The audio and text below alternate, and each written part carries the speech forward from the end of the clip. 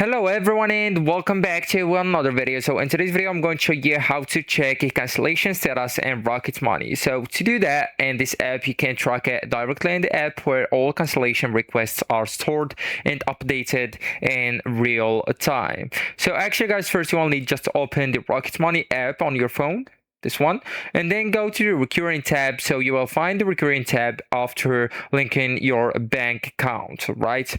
And it's something like calendar icon. So then just find the subscription you requested to cancel and tap the subscription to open its details. Then just look for a status labeled such as requested, in progress, cancelled, needs action. So you may also see a timeline or updates section showing progress, right?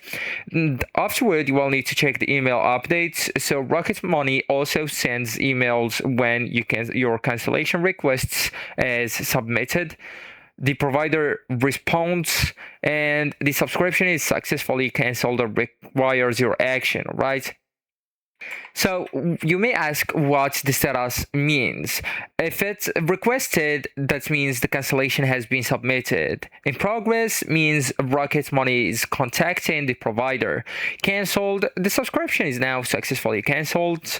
If it needs action, so that means you must complete cancellation manually, often for Apple, Google, or Amazon build subscription. So if you don't see the status updates, you will need to try refreshing the app, updating the Rocket Money, checking if the subscription is built through Apple, Google, Amazon. So those usually require manual cancellation. So actually guys, that's it. This is the end of the video. Thank you so much for watching and goodbye.